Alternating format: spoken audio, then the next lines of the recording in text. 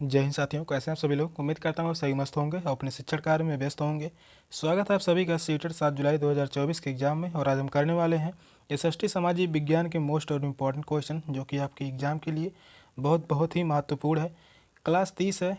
Channel पर जो भी नए हैं चैनल को सब्सक्राइब कर लीजिए। चलिए चलते हैं क्वेश्चन की तरफ। और आज का पहला क्वेश्चन है,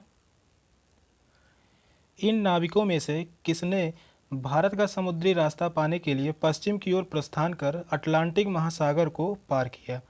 वास्को डिगामा, जुयन जंग, क्रिस्टोफर कोलंबस, फाजियन। कौन सा ऑप्शन सही होगा?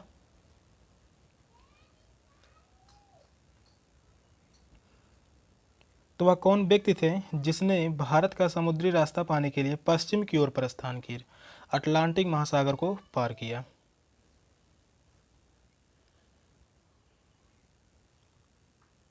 तो वह थे क्रिस्टोफर कोलंबस। क्रिस्टोफर कोलंबस ने ही पश्चिम की ओर प्रस्थान किया और अटलांटिक महासागर को पार करके भारत की खोज के लिए निकले थे, पर ये भारत की खोज नहीं कर पाए थे।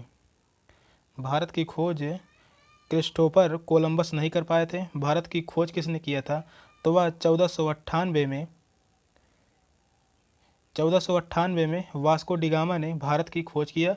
और इसने वास्को डिगामा ने 1498 में केरल के कालीकट बंदरगाह पर उतरा था। केरल के कालीकट बंदरगाह पर उतरा था। तो इस क्वेश्चन का राइट आंसर है ऑप्शन सी। नेक्स्ट क्वेश्चन है, निम्नलिखित राजवंशों में से किसने अपने अभिलेखों में मलयालम भाषा एवं लिपि का प्रयोग प्रारंभ किया? चोल ने, कुषाण ने, चेर ने, पांडे ने। कौन सा ऑप्शन राइट होगा?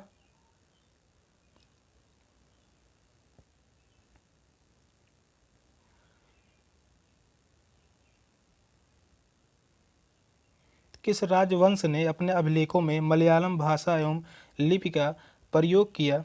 तो वह कौन थे? तो वह राजवंश था चेर राजवंश। तो इस क्वेश्चन का राइट आंसर होगा ऑप्शन सी, चेर राजवंश। चेर राजवंश जो है 9वीं सदी के केरल में स्थापित हुए थे। चेर राजवंश जो है वह है 9वीं सदी में केरल में स्थापित हुए थे। इन्होंने ही मलयालम भाषा का शिलालेखों में प्रयोग किया था। चेरों ने मलयालम भाषा का शिलालेखों में प्रयोग किया था। कौन भाषा थी? तो वह थे मलयालम भाषा का प्रयोग किया था। और मलयालम प्रायद्वीपीय के हिस्से की लोकप्रिय भाषा है। प्रायद्वीपीय हिस्से की यह लोकप्रिय भाषा है। कौन? मलयालम। इस क्वेश्चन का राइट आंसर है ऑप्शन सी। नेक्स्ट क्वेश्चन है,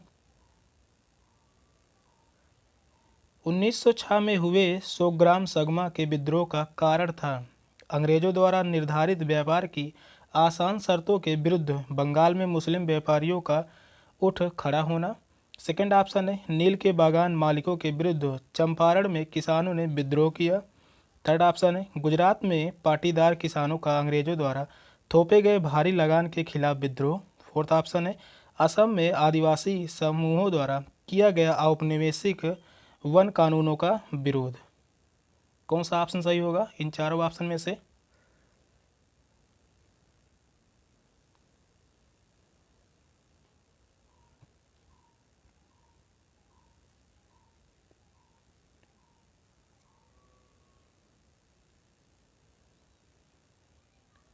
तो 1906 में हुए 100 ग्राम सगमा के विद्रोह का कारण था असम में आदिवासी समूहों द्वारा किया गया औपनिवेशिक वन कानूनों का विरोध। तो इस क्वेश्चन का राइट आंसर है ऑप्शन डी।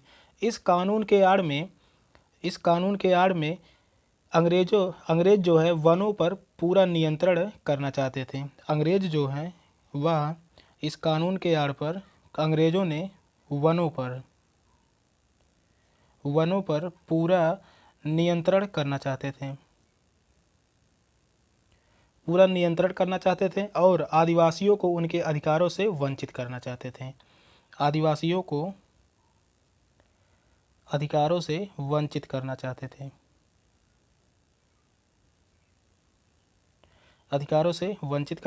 थे। तो इस क्वेश्चन का राइट आंसर है ऑप्शन डी। नेक्स्ट क्वेश्चन है, ब्रिटिश सरकार ने सन 1927 में भारत में अपनी अगुवाई में साइमन कमीशन भेजा, जिसका विरोध किया गया क्योंकि इस आयोग में कोई भी भारतीय प्रतिनिधित्व नहीं था। इसमें केवल अंग्रेजी पढ़े लिखे भारतीय प्रतिनिधियों को शामिल किया गया था। इस आयोग में अंग्रेजी की अपेक्षा भारतीय प्रतिनिधियों की संख्या न के बराबर थी और इसमें कोई भी भारतीय महिला प्रतिनिधित्व नहीं थी। कौन सा ऑप्शन सही होगा?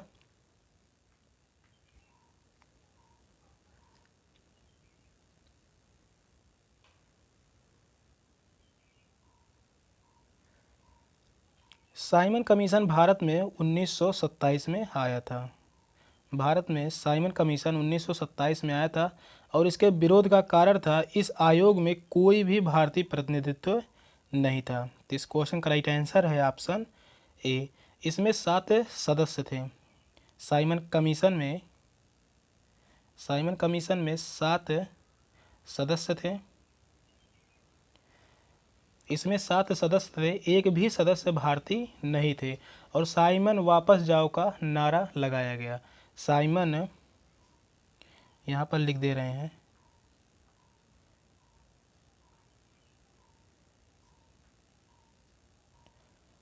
साइमन वापस जाओ का नारा लगाया गया और साथ में ही काला झंडा दिखाया गया।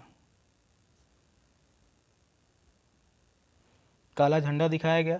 इसी घटना के दौरान लाला लाजपत राय को सैंडर्स ने लाठियों से मारा और उनकी मृत्यु हो गई। तो इस क्वेश्चन का राइट आंसर है ऑप्शन ए। नेक्स्ट क्वेश्चन है, वयोवृद्ध गांधीवादी नेता पोट्टी श्री रामल्लू निम्नलिखित राज्यों में से किसे बनाने के लिए सन 1952 में भूख हड़ताल पर बैठे? तमिलनाडु राज्य को बनाने के लिए, तेलंगाना को, केरल को, आंध्र प्रदेश। कौन सा ऑप्शन सही होगा?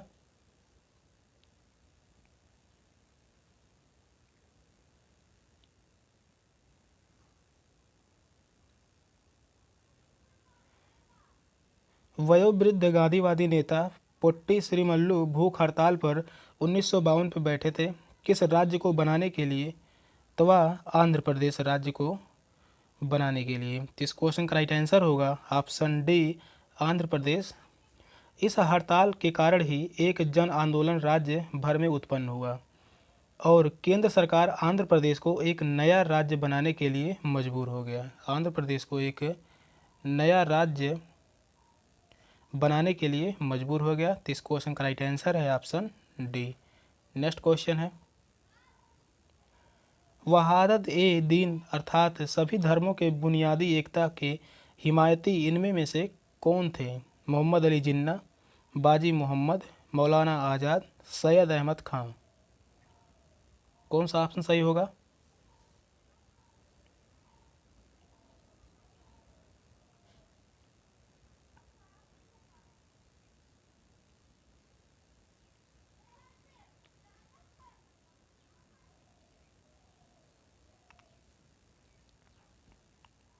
तो इस क्वेश्चन का राइट आंसर होगा ऑप्शन सी, मौलाना आज़ाद। तो इस क्वेश्चन का राइट आंसर है ऑप्शन सी, मौलाना आज़ाद। मौलाना आज़ाद ने वहादत ए दीन के विचारों का प्रचार प्रसार किया और सभी धर्मों के मौलिक सिद्धांत एक जैसे थे। सभी धर्मों के मौलिक सिद्धांत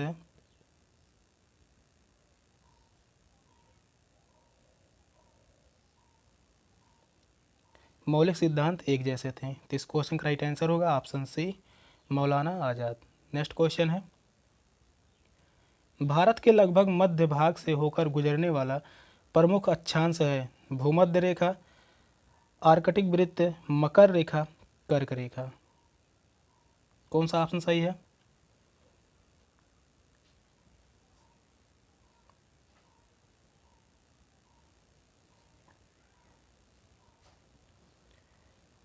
तीन रेखाएं हैं, वह है यह 0 अक्षांश जिसे विषुवत रेखा कहा जाता है। विषुवत रेखा या भूमध्य रेखा के नाम से जाना जाता है 0 अंश अक्षांश और 23.5 अंश अक्षांश 23.5 अंश अक्षांश जो है उत्तरी, वह है कर्क रेखा कहा जाता है। कर्क रेखा और 23.5 अंश अक्षांश दक्षिणी यह है मकर रेखा। तो भारत के मध्य भाग से होकर गुजरने वाला जो है वह है कर्क रेखा है। चलिए बताते हैं, तो यह है कर्क रेखा है और भारत के बीचों बीच से होकर गुजरने वाली यह 8 राज्यों से होकर गुजरती है कर्क रेखा। इस क्वेश्चन का राइट आंसर है ऑप्शन डी। कर्क रेखा 8 राज्यों से होकर गुजरती है। वह कौन कौन से राज्य हैं? तो वह है, पहला है गुजरात है, पहला जो है वह गुजरात है। दूसरा जो है राजस्थान, दूसरा राजस्थान। तीसरा जो है मध्य प्रदेश। चौथा जो है झारखंड। चौथा जो होगा, क्रम से बताते हैं, चौथा जो होगा वह होगा छत्तीसगढ़। छत्तीसगढ़। पांचवा जो होगा झारखंड। छठा है पश्चिम बंगाल यानी वेस्ट बंगाल। और सातवां जो है त्रिपुरा। सातवां त्रिपुरा। आठवां जो है मिजोरम। इन्हीं 8 राज्यों से होकर कर्क रेखा भारत से गुजरती है। नेक्स्ट क्वेश्चन है, निम्नलिखित में से कौन सी पृथ्वी दिन की परिभाषा है? पृथ्वी दिन की परिभाषा है, पृथ्वी की गति जो सूर्य के चारों ओर कक्ष में होती है, वे दिन जिन पर पूरी पृथ्वी पर दिन और रात बराबर होते हैं, देशांतरों के मध्य की दूरियां, पृथ्वी का अपने अक्ष पर एक चक्कर पूरा करने में लगा समय। कौन सा ऑप्शन सही होगा?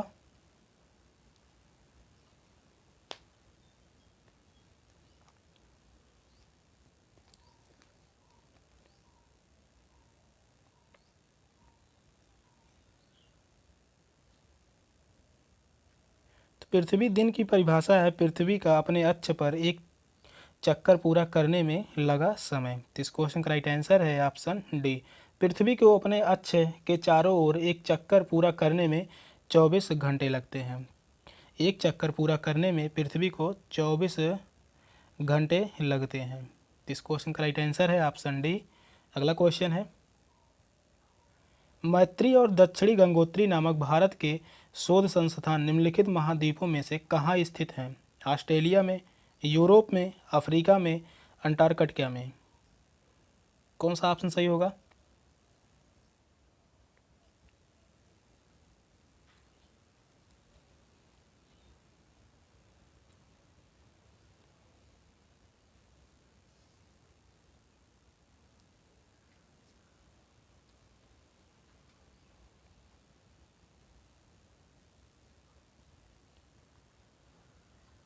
तो इस क्वेश्चन का राइट आंसर होगा ऑप्शन डी, अंटार्कटिका में स्थित है। तो इस क्वेश्चन का राइट आंसर है ऑप्शन डी। दक्षिणी गंगोत्री जो है, दक्षिणी गंगोत्री पहला वैज्ञानिक अनुसंधान जो है केंद्र है। पहला वैज्ञानिक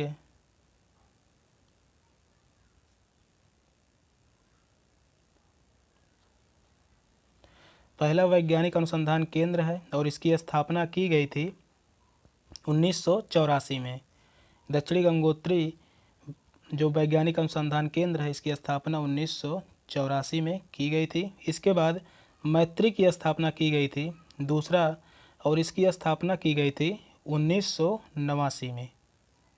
1989 में मैत्री अनुसंधान केंद्र की स्थापना की गई थी। दोनों की स्थापना अंटार्कटिका में की गई थी। नेक्स्ट क्वेश्चन है, महासागरीय धाराओं के संबंध में नीचे दिए गए दोनों कथनों ए और बी पर विचार कीजिए तथा सही उत्तर का चयन कीजिए। कथन ए है, कोष्ण गर्म महासागरीय धाराएं भूमध्य रेखा के निकट उत्पन्न होती हैं और ध्रुवों की ओर प्रभावित होती हैं। सेकंड कथन है, शीत ठंडी महासागरीय धाराएं निम्न अक्षांशों से उच्च अक्षांशों का जल ले जाती हैं। ऑप्शन है ए सही है और बी गलत है, ए और बी दोनों गलत हैं, ए और बी दोनों सही हैं, ए गलत है और बी सही है। कौन सा ऑप्शन सही होगा?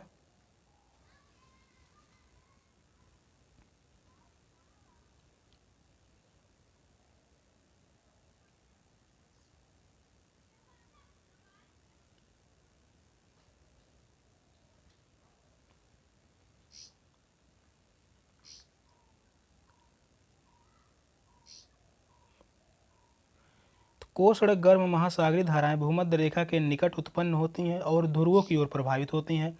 तो यह बात सही है। सेकंड कथन है शीत ठंडी महासागरीय धाराएं निम्न अक्षांशों से उच्च अक्षांशों का जल ले जाती हैं। तो यह बात गलत है। ठंडी समुद्री धाराएं ध्रुवीय क्षेत्रों में उत्पन्न होती हैं। यह जो उत्पन्न होती है धाराएं ध्रुवीय क्षेत्रों में उत्पन्न होती हैं। ध्रुवीय क्षेत्रों में उत्पन्न होती हैं, या उदाहरण के लिए जो है अलास्का जलधारा, उदाहरण के लिए जो है अलास्का जलधारा। तो इस क्वेश्चन का राइट आंसर होगा ए सही है, बी गलत है। किस ऑप्शन में है? तो वह है ऑप्शन ए में। ए सही है, बी गलत है। तो इस क्वेश्चन का राइट आंसर है ऑप्शन ए। अगला क्वेश्चन है ऋतु प्रवास से अभिप्राय है लोगों की अपनी जीविका के लिए ऋतुगत गतिशीलता और फसल कटाई की अवधि के दौरान श्रम शक्ति का नगर से गांव की ओर प्रवसन, नए चारागाहों की खोज में अपने पशुधन के साथ लोगों की ऋतुगत गतिशीलता, वन प्राणियों की ऋतुगत गतिशीलता। कौन सा ऑप्शन सही होगा इन चारों ऑप्शन में से?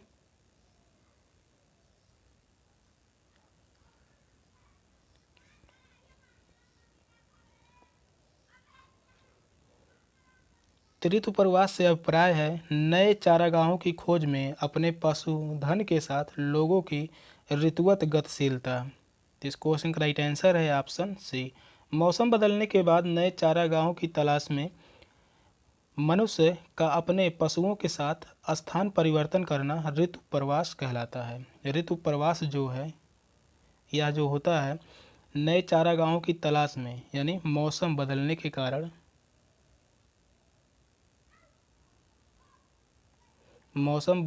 कारण नए चारागाहों की तलाश में मनुष्य का अपने पशुधन के साथ स्थान परिवर्तन करना ऋतु प्रवास कहलाता है। नेक्स्ट क्वेश्चन है यहाँ मिलान करना है, तो निम्नलिखित में से कौन से सही जोड़े बनाइए। तो यहाँ चार ऑप्शन है और एक तरफ है शैलों के प्रकार उदाहरण। मिलान करना है, कौन सा ऑप्शन सही होगा?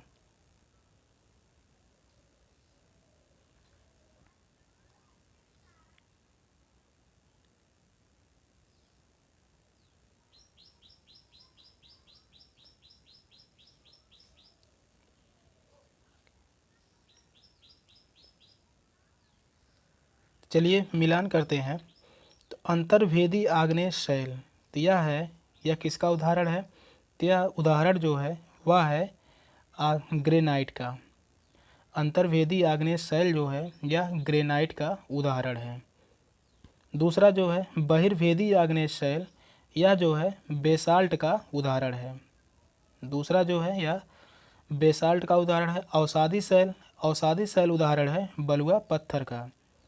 अवसादी जो शैल है वह बलुआ पत्थर का उदाहरण है। कायांतरित शैल जो है वह है चूना पत्थर का उदाहरण है। कायांतरित शैल जो है वह चूना पत्थर का उदाहरण है। तो एक का जो मिलान हुआ है वह फोर्थ में, यहाँ फोर्थ में मिलान हुआ है। और बहिर्भेदी आग्नेय शैल का जो मिलान हुआ है यह तीसरे में, यानी बेसाल्ट में, तो यहाँ पर तीसरा हो जाएगा। और अवसादी शैल का बलुआ पत्थर में, तो यहाँ दूसरा। कायांतरित शैल चूना पत्थर का उदाहरण है, तो यह है पहला। किस ऑप्शन में है? तो वह है ऑप्शन ए में। यहाँ पर देखिए इस ऑप्शन में मिल रहा है। तो इस क्वेश्चन का राइट आंसर है ऑप्शन ए। नेक्स्ट क्वेश्चन है निम्नलिखित क्षेत्रों में से किसमें चीनूक स्थानीय पवन चलती है? वेल्ट में, पम्पास में, प्रेयरी में, सवाना में। कौन सा ऑप्शन सही होगा?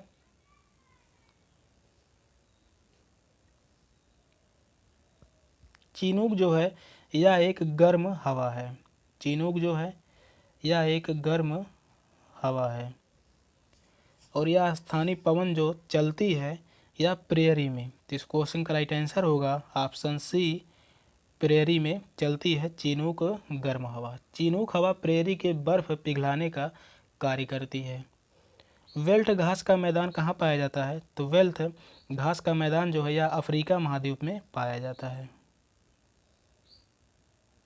अफ्रीका महाद्वीप में पाया जाता है। पंपास घास का मैदान दक्षिणी अर्जेंटीना में पाया जाता है और यह काफ़ी बार पूछा भी गया है। तो पंपास घास का मैदान जो है यह दक्षिणी अर्जेंटीना में पाया जाता है और सवाना भी अफ्रीका महाद्वीप में पाया जाता है। नेक्स्ट क्वेश्चन है, वायुमंडलीय परतों में से कौन सी परत रेडियो प्रसारण में सहायक करती है? तो रेडियो प्रसारण में सहायता करती है वह कौन सी परत है?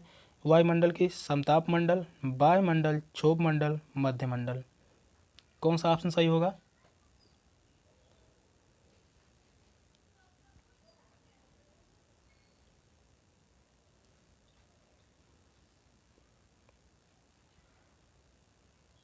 इस क्वेश्चन का राइट आंसर होगा ऑप्शन बी, वायुमंडल।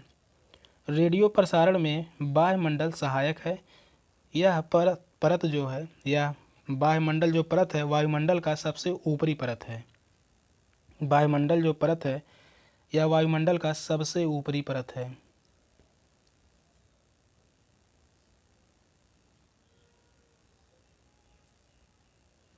अगला क्वेश्चन है,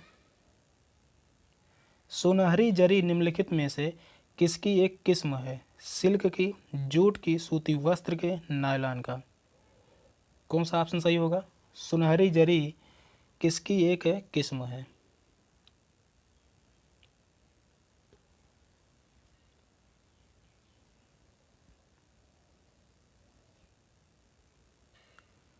तो यह है सूती वस्त्र का। तो इस क्वेश्चन का राइट आंसर है ऑप्शन सी, सूती वस्त्र। सुनहरी जरी सूती वस्त्र का एक प्रकार है जो बुरहानपुर, सूरत और बड़ोदरा में उत्पादित किया जाता है। यह जो उत्पादित किया जाता है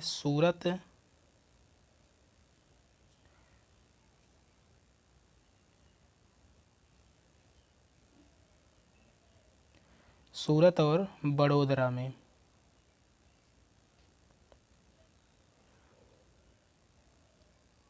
सूरत और बड़ोदरा में इसका उत्पादन किया जाता है और यह अपनी गुणवत्ता और डिजाइन के लिए प्रसिद्ध है। इस क्वेश्चन का राइट आंसर है ऑप्शन सी, सूती वस्त्र। सेशन का लास्ट क्वेश्चन था। क्वेश्चन कैसे लगे कमेंट में ज़रूर बताइएगा। चैनल पर नए हैं तो चैनल को सब्सक्राइब कर लीजिए। मिलते हैं फिर अगली क्लास में, तब तक के लिए बाय बाय, टेक केयर, जय हिंद।